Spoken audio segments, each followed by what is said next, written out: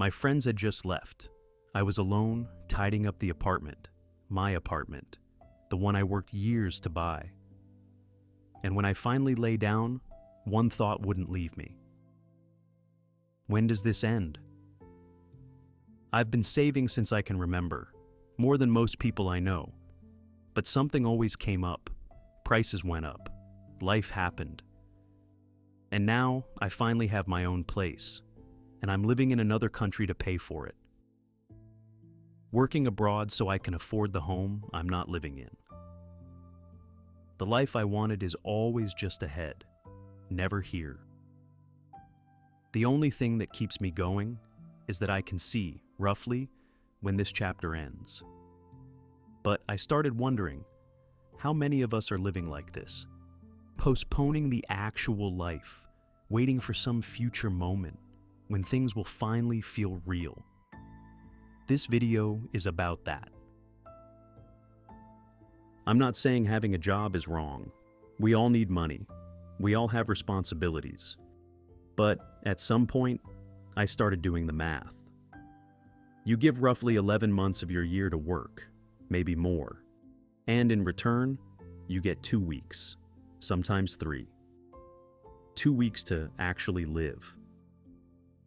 And somewhere along the way, most of us just accepted that. Like it's the deal. Like this is just how life works. This video is about that deal, and whether anyone actually agreed to it. There's a word for it. A cycle you can't seem to break. Wake up, go to work, come home, sleep, repeat. And somewhere along the way, you stop questioning it. You stop asking whether this is actually how life is supposed to feel. Because everyone around you is doing the same thing. Because it pays the bills. Because what's the alternative? So, you adapt. You lower the bar. You tell yourself, this is just how it is. This is being an adult. I think about someone I know who has worked the same job for over 15 years. Same hours, same routine, same commute. And when I asked him once if he ever thought about doing something different, he looked at me like I had asked something strange, like the question itself didn't make sense anymore. He had stopped asking. And that's the part that stays with me. Not that he chose to stay, but that at some point, the choice disappeared, the question went quiet, and the cycle just continued. But here's what nobody says out loud. You were not built for this. Not for the cycle, not for 40 years of the same routine, not for 2 weeks of actual living per year. Humans live for thousands of years, without clocking in and clocking out, without selling the majority of their waking hours to someone else's vision, without spending the last hour before sleep, staring at the ceiling, too tired to rest, too restless to sleep.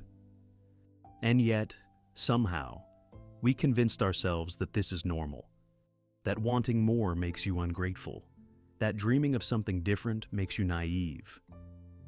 The system didn't ask you if you agreed. It just handed you the schedule. But I'm not saying quit everything. I'm not saying burn it down.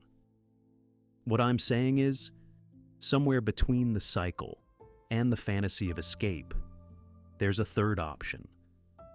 Something small, something yours, a skill you build on weekends, a project you return to in the evenings, something that reminds you that your time doesn't only belong to someone else.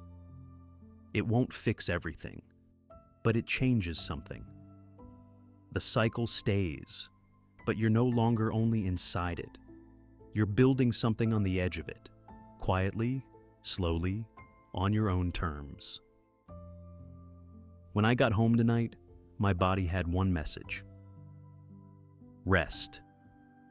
And I understood it. The day was long, the stress was real.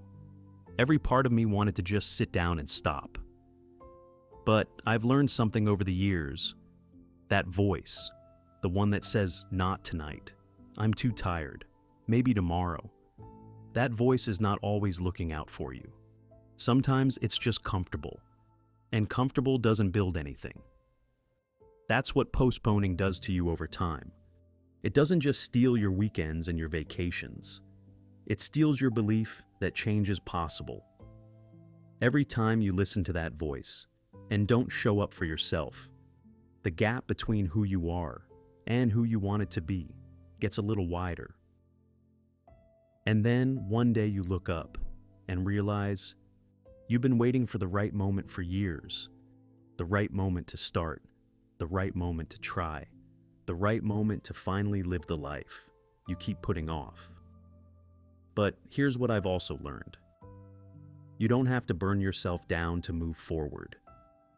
1%, one small thing, one evening where you chose yourself over the couch.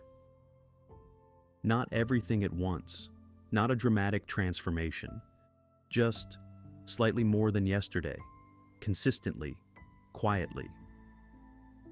Because the people who change their lives don't do it in one big moment. They do it in 1,000 small ones, on tired evenings, on difficult days, when nobody is watching and nothing feels inspiring. That's where real change happens. I don't know when my life will feel like mine, but I know I'm closer tonight than I was this morning. At some point, I got tired of waiting. Not angry, not motivated by some podcast or a quote I read online. Just tired. Tired of feeling like my life was on pause, like I was sacrificing the present for a future that kept moving further away. And I realized something. A pause without direction is not patience. It's just time passing. I don't know what that looks like for you. Maybe it's something you create. Maybe it's someone you call. Maybe it's just one evening where you chose yourself instead of the cycle. I don't know where my path leads either, but for the first time in a long time, I'm not just waiting. And maybe that's enough to start.